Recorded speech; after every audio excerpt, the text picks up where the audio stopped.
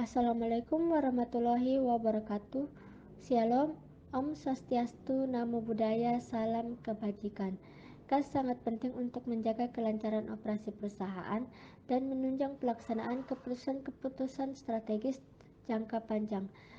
Jumlah kas yang berlebihan atau kurang memadai mempunyai efek negatif bagi perusahaan. Kekurangan kas menyebabkan tidak terbayarnya berbagai kewajiban seperti utang gaji maupun bunga bank. Maka dari itu, saya Leliana Senda Padang bersama rekan-rekan saya Wahyu Anggi Pratama, Beni Mahardika, dan Lina Wati akan membahas anggaran piutang dan kas.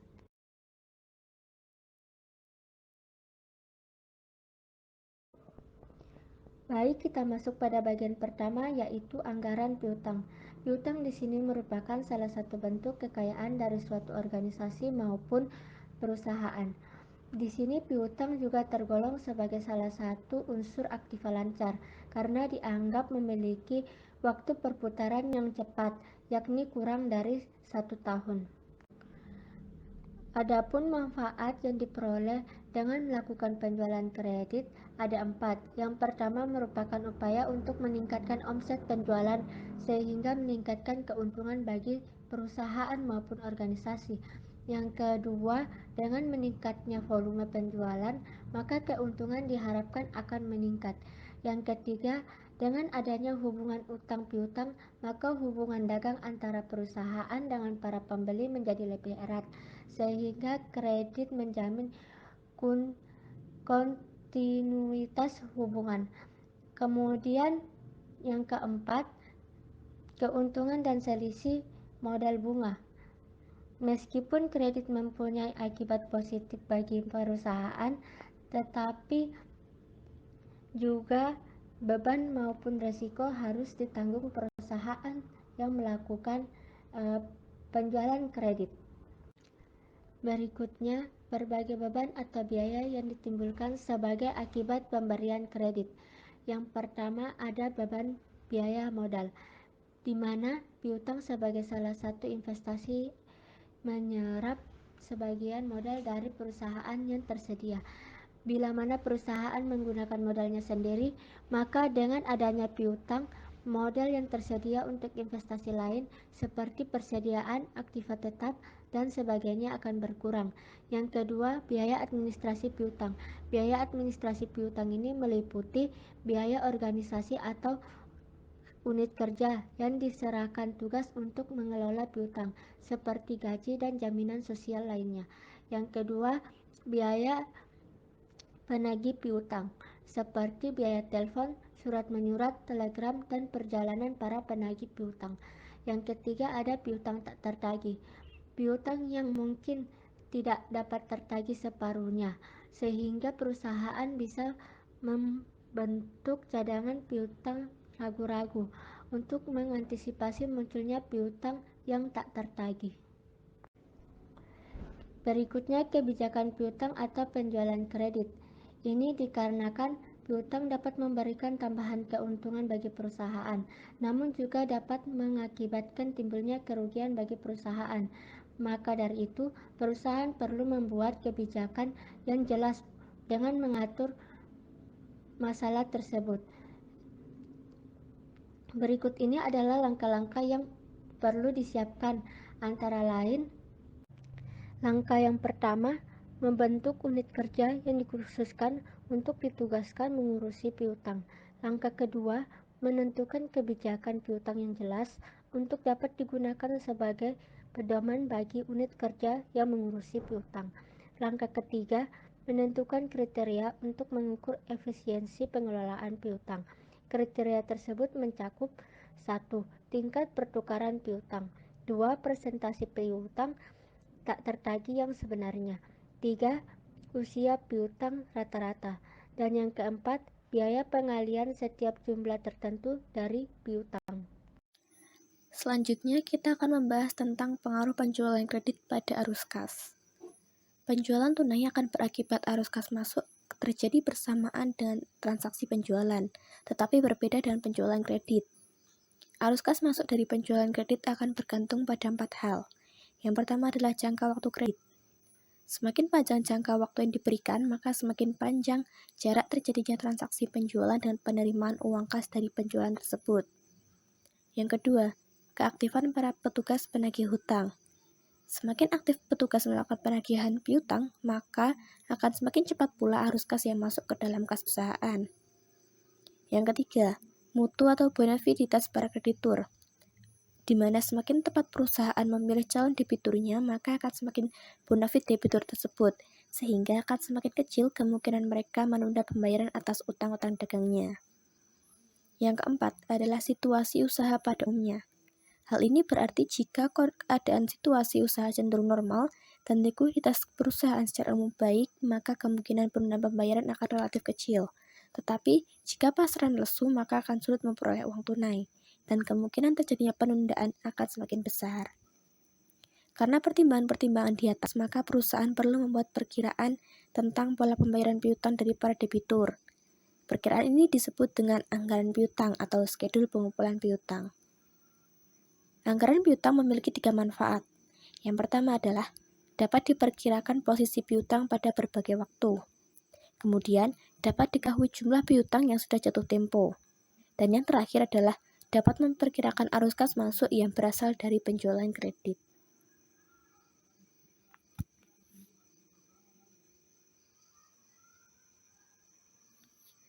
Materi selanjutnya ada anggaran kas. Nah, anggaran kas menunjukkan rencana sumber dan penggunaan kas semasa tahun anggaran yang terdiri dari rencana penerimaan kas atau aliran kas masuk dan perencanaan kas atau aliran kas keluar. Anggaran kas atau kas budget ialah anggaran yang merencanakan secara lebih terperinci tentang jumlah kas beserta perubahan-perubahan dari waktu ke waktu selama periode yang akan datang, baik perubahan yang berupa permintaan kas maupun perubahan yang berupa pengeluaran kas. Adapun formula yang digunakan untuk menyusun anggaran kas yaitu dengan cara saldo awal ditambah dengan penerimaan kas yang akan menghasilkan kas tersedia, kemudian dikurangi dengan pengeluaran kas yang menjadikan saldo kas akhir. Tujuan penyusunan anggaran kas. Yang pertama, menentukan posisi kas pada berbagai waktu, yaitu dengan memperbandingkan aliran kas masuk dengan aliran kas keluar, sehingga saldo kas pada akhir suatu periode akan sama dengan saldo kas awal ditambah penerimaan-penerimaan kas pada suatu periode dan dikurangi pengeluaran-pengeluaran kas pada waktu yang sama. Nah, tujuan yang kedua yaitu memperkirakan kemungkinan defisit atau surplus. Nah, defisit terjadi bila mana pemasukan ditambah saldo awal ternyata lebih kecil dari kebutuhan pengeluaran yang harus dibayar. Sebaliknya, surplus akan terjadi bila mana pemasukan melebihi pengeluaran, sehingga jumlah saldo kas akhir periode mengalami peningkatan. Terhadap kemungkinan defisit inilah, perusahaan perlu lebih waspada. Nah, untuk tujuan yang ketiga yaitu mempersiapkan keputusan pembelanjaan jangka pendek atau jangka panjang. Dengan adanya kemungkinannya terjadi defisit kas, perusahaan perlu mencari dana tambahan dari sumber yang paling menguntungkan. Sebaliknya, dengan adanya surplus yang diketahui lama sebelumnya, maka dapat dipersiapkan pemilihan alternatif penggunaan yang paling menguntungkan. Nah, tujuan yang keempat yaitu sebagai dasar kebijakan pemberian kredit. Nah, besar kecilnya kas yang tersedia mencerminkan kemampuan perusahaan untuk membelanjakan modalnya.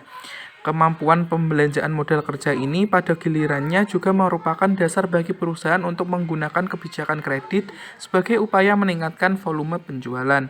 Nah, untuk tujuan yang kelima, sebagai dasar otorisasi dana anggaran yang disediakan. Sesuatu jenis biaya yang sudah dianggarkan perlu diatur penggunaannya lewat mekanisme otorisasi pengeluaran kas. Dengan demikian, plafon anggaran tidak akan terlampaui dan sekaligus disesuaikan dengan keadaan likuiditas perusahaan. Nah, tujuan yang terakhir yaitu dasar penilaian terhadap realisasi pengeluaran anggaran, di mana anggaran kas yang sudah ada berfungsi sebagai dasar penilaian terhadap realisasi pengeluaran kas yang sebenarnya. Dengan demikian, varians dalam arus kas maupun kas keluar dapat diketahui yang menjadi penyebabnya. Pendekatan anggaran kas. Nah, pendekatan anggaran kas dibagi menjadi dua, yaitu anggaran kas jangka pendek dan anggaran kas jangka panjang. Nah, untuk anggaran kas jangka pendek, anggaran ini merupakan alat operasional pengendalian kas sehari-hari.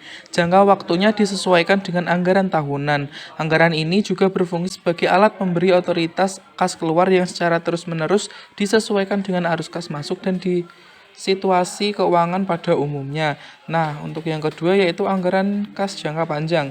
Anggaran ini meliputi jangka waktu 5-10 tahun yang disesuaikan dengan perencanaan perusahaan yang telah disusun. Anggaran ini juga berfungsi untuk mengetahui kemampuan perusahaan menambah dana dari sumber-sumber internal dan sekaligus memperkirakan saldo kas pada akhir periode tahun anggaran. Skema arus fisik dan arus kas. Nah, dari skema tersebut terlihat adanya 4 pihak yang sekaligus menjadi penyalur dana dan penerima dana. Mereka itu adalah yang pertama, perusahaan yang melaksanakan proses produksi barang atau jasa sebagai pihak pertama dan mengambil inisiatif atas terjadinya keseluruhan arus kas dan arus fisik dalam keseluruhan sistem itu. Nah, yang kedua, para rekanan atau pemilik faktor produksi yang bergerak dalam pasaran faktor produksi dan mengambil inisiatif atas terjadinya keseluruhan arus kas dan arus fisik dalam keseluruhan sistem itu. Nah, untuk yang ketiga yaitu konsumen atau pembeli. Produk perusahaan merupakan pihak yang membutuhkan produk perusahaan untuk dikonsumsi sendiri atau dijual kembali. Nah, untuk yang terakhir yaitu pemilik dana atau pemerintah adalah sebagai pihak yang mempercayakan modalnya untuk digunakan. Di antara keempat pihak yang membentuk sistem itu terjadi arus fisik maupun arus kas yang merupakan arus masuk maupun arus keluar di antara mereka satu sama lain. Sumber kas dan penggunaan kas. Nah, untuk sumber kas masuk yang utama adalah hasil penjualan produk secara tunai. Yang kedua, hasil penagihan piutang dagang. Yang ketiga, pendapatan lain seperti bunga dari bank, jasa giro, dividen. Nah, yang keempat, adanya pengurangan pada aktiva tetap seperti menjual aktiva yang tidak terpakai. Nah, yang kelima, adanya penerimaan yang bukan penghasilan seperti kredit dari bank, penjualan obligasi, dan lain-lain hutang jangka pendek. Nah, yang keenam, penambahan modal sendiri oleh pemilik. Sedangkan untuk penggunaan kas keluar yang utama adalah berbagai pembayaran untuk keperluan operasi perusahaan sehari-hari seperti membeli material atau bahan baku, membayar gaji dan upah tenaga kerja sebagai biaya yang termasuk sebagai biaya overhead pabrik. Nah, yang kedua yaitu pembayaran pada para kreditur baik berupa bunga maupun angsurannya. Yang ketiga, penambahan berbagai aktiva tetap seperti pembelian aktiva tetap. Nah, yang keempat, pembayaran pada pemilik modal seperti pembayaran dividen atau pengembalian modal. Nah, yang terakhir yaitu pembayaran pada pemerintah seperti membayar pajak, cukai, materai, restitusi, IPEDIA, dan lain-lain. Baiklah teman-teman, kita masuk ke materi selanjutnya tentang pengendalian posisi kas. Nah, jadi teman-teman, dalam aspek pengendalian, itu kas berfungsi untuk menentukan posisi kas pada berbagai dimensi waktu. Nah, bagian keuangan lah yang bertanggung jawab atas pengendalian posisi kas ini, teman-teman. Untuk menentukan posisi kas, itu dilakukan dengan cara membandingkan antara aliran kas masuk dengan kas keluar. Dengan perbandingan ini, ditambah saldo kas awal tahun dapat diketahui besarnya saldo kas akhir tahun. Nah, umumnya realisasi penerimaan dan pengeluaran kas itu berbeda teman-teman dengan rencana yang telah ditetapkan dalam rencana laba. Perbedaan ini itu dapat disebabkan oleh satu perubahan variabel-variabel yang mempengaruhi kas. Misalnya, teman-teman itu ada perubahan tingkat pajak. Kemudian, selain yang pertama, terus ada yang kedua, kejadian-kejadian mendadak dan tidak diharapkan yang mempengaruhi operasi perusahaan. Atau tiga, kurangnya pengendalian kas. Nah, kemudian teman-teman, untuk sistem pengendalian kas yang efektif itu sangatlah penting mengingat akibat-akibat potensial yang mungkin terjadi. Jika perusahaan menghadapi situasi yang bisa menyebabkan kesulitan kas, maka manajemen itu dapat menghindari atau mengurangi situasi terburuk dengan cara: yang pertama, itu kita bisa meningkatkan usaha pengumpulan piutang. Yang kedua, mengurangi biaya-biaya kas. Yang ketiga, menunda pengeluaran modal. Yang keempat, menunda pembayaran pajak. Yang kelima, mengurangi persediaan. Dan yang keenam, mengubah waktu operasi yang mempengaruhi kas. Nah, teman-teman dapat lihat di PPT, dengan asumsi bahwa perencanaan telah dilaksanakan dengan efektif, maka selanjutnya pengendalian kas itu sebaiknya dilakukan dengan dua prosedur tersebut teman-teman. Yang pertama itu ada evaluasi secara terus-menerus, dan yang kedua ada pengendalian kas dengan catatan data harian atau mingguan. Baiklah, saya jelaskan satu persatu. Yang pertama itu untuk evaluasi secara terus-menerus. Jadi, evaluasi itu dilakukan secara terus-menerus dan memperhitungkan kemungkinan posisi kas di masa yang akan datang. Hal ini, teman-teman, itu meliputi evaluasi periodik dan laporan rutin, biasanya bulanan, dan estimasi posisi kas yang akan datang atau periode sisa, seperti yang sering kita itu ya, teman-teman. Dan yang kedua, itu ada pengendalian kas dengan catatan data harian atau mingguan. Saya jelaskan, pada dasarnya tujuan pencatatan harian atau mingguan adalah untuk meminimalkan biaya bunga serta mempertahankan jumlah kas yang cukup. Biasanya, cara ini itu digunakan oleh perusahaan yang memiliki permintaan kas yang berfluktuasi atau tidak teratur, atau perusahaan yang memiliki banyak cabang dengan aliran kas yang besar. Nah, dengan laporan harian, perusahaan yang memiliki banyak cabang itu dapat memindahkan saldo kas dari cabang satu ke cabang yang lain, teman-teman, yang memerlukan kas tanpa harus mengeluarkan biaya bunga. Nah, seperti yang teman-teman bisa lihat di PPT ya, di situ ada bentuk laporan posisi kas bulanan dan posisi kas harian yang bisa teman-teman lihat. Atau teman-teman bisa juga buka di halaman 305. Di situ ada jelas untuk perusahaan PGR di atas laporan posisi kas bulanan dan periode 31 Maret 2A11 itu sebagai judul ya, teman-teman. Jadi teman-teman sesuaikan dengan bentuk laporan posisi keuangan kas bulanan atau harian yang teman-teman mau buat. Nah, di sini untuk isinya itu ada keterangan untuk baris bagian atas, terus ada relasi posisi kas, bulan apa, proyeksi kembali posisi kas, kemudian bulan apa dan triwulan berapa. Terus untuk keterangannya di situ ada penerimaan kas, pengeluaran kas, posisi kas dari operasi, terus posisi kas setelah pinjaman, terus dan lain sebagainya. Nah, kemudian di sampingnya juga ada laporan posisi kas harian, teman-teman. Nah, di situ per hari deh di keterangannya ya. Kemudian di bagian sampingnya itu ada aliran kas masuk dan aliran kas keluar yang nanti teman-teman bisa tuliskan di laporan posisi kas harian teman-teman yang mau teman-teman buat. Di situ juga nantinya di bawah aliran kas masuk teman-teman tulis tagihan piutang, sumber lain, jumlah, dan untuk aliran kas keluar teman-teman bisa tulis pembayaran utang, pembayaran upah, biaya operasi, pengeluaran lain, jumlah, dan lain sebagainya. Nanti tergantung dengan laporan posisi keuangan yang mau laporan posisi kas harian yang mau teman-teman buat. Nah, kemudian yang di bawah itu ada perhitungan untuk saldo akhir bulanan dianalisis, untuk realisasi teman-teman anggaran juga ya. Begitu. Baiklah teman-teman, kita masuk ke materi selanjutnya tentang anggaran utang. Nah, anggaran utang itu adalah anggaran untuk memperoleh dan membayar utang. Utang itu adalah kewajiban debitor untuk melaksanakan sesuatu kepada kreditor selama jangka waktu tertentu, teman-teman. Jenis utang itu ada dua, yaitu utang jangka pendek dan utang jangka panjang. Nah, utang jangka pendek itu biasa kita sebut sebagai utang lancar. Itu ada utang dagang, utang usaha, beban terutang, basel bayar, kredit modal, kerja, dan lain-lain, teman-teman. Nah, kemudian untuk utang jangka panjang itu ada utang obligasi, utang hipotek, utang investasi, dan lain-lain. Dan masih banyak lagi ya teman-teman. Seperti teman-teman tahu, yang lainnya juga pernah dibahas di mata kuliah lain ya teman-teman. Nah, kemudian untuk manfaat anggaran utang atau utang dan modal itu ada 5 manfaat teman-teman. Yang pertama, untuk kemajuan perusahaan bila utang dikelola dengan benar dan baik. Yang kedua, untuk menambah utang jangka pendek dan jangka panjang, dimaksudkan untuk ekspansi. Yang ketiga, utang jangka pendek digunakan untuk modal kerja. Yang keempat, utang jangka panjang dan modal sendiri digunakan untuk membiayai aset tak lancar. Yang kelima, ada utang jangka pendek, utang jangka panjang, dan modal itu meningkatkan volume barang yang dijual, meningkatnya laba, dan meningkatnya rentabilitas, pedoman dalam pelaksanaan pekerjaan, dan alat pengawas dalam hal pembayaran utang, teman-teman.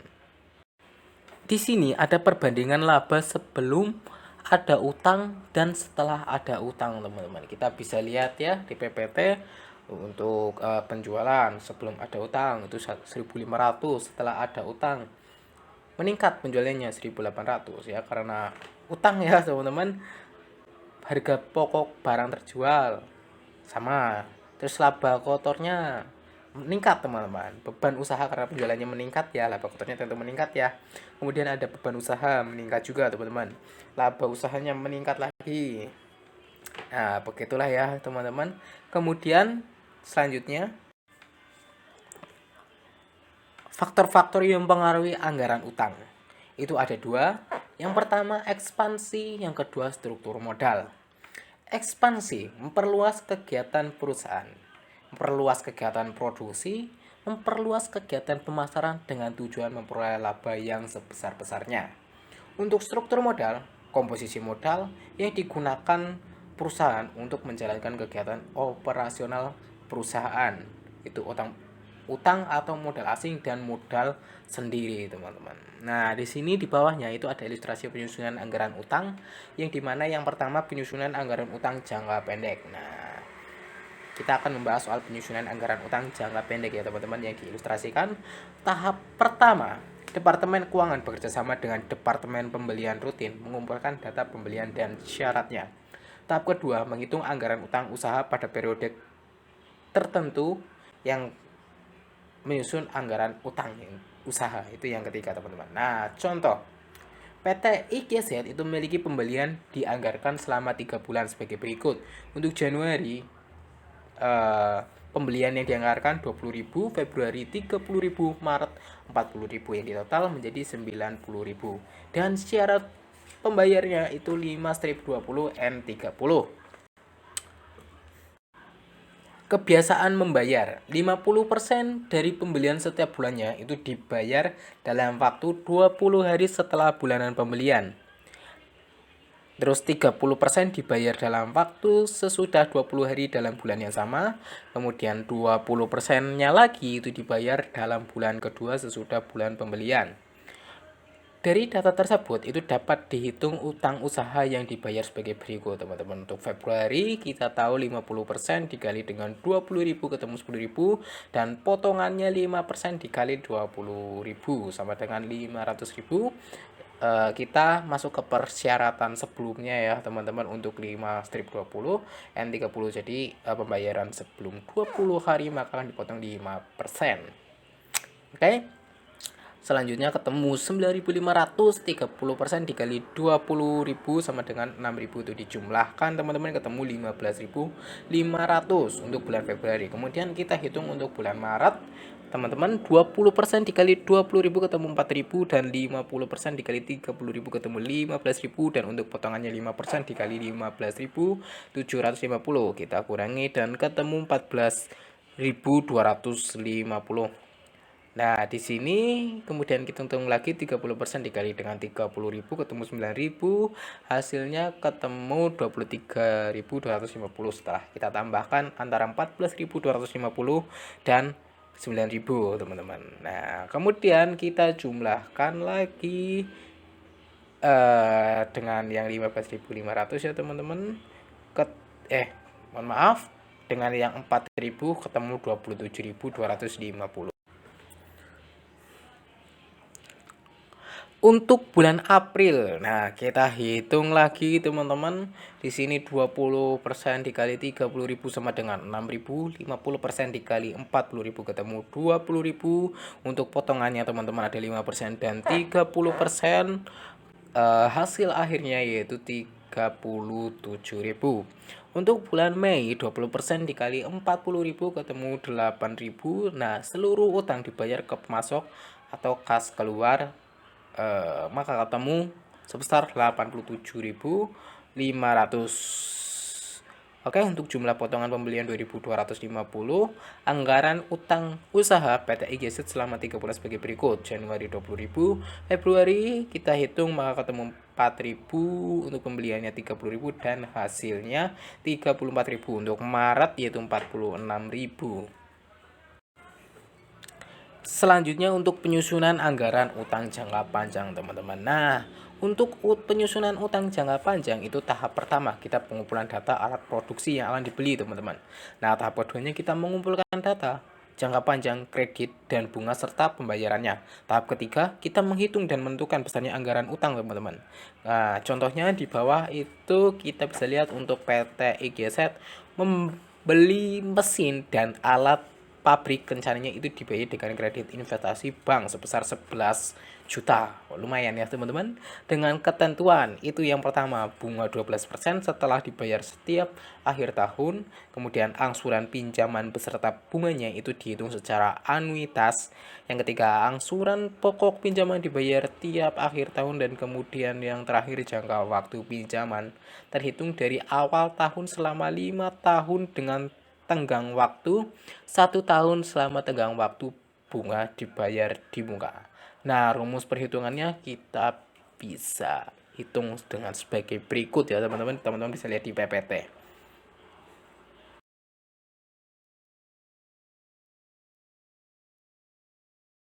Baiklah teman-teman, untuk presentasi kali ini kita udah akan sampai di sini dan terima kasih untuk teman-teman yang sudah memperhatikan presentasi dari kami. Apabila ada salah kata dan kurang berwenang, kami mohon maaf. Wassalamualaikum warahmatullahi wabarakatuh. Tapi sebelum itu, kita lanjutkan sesi tanya jawab dulu di grup ya, teman-teman. Oke, see you.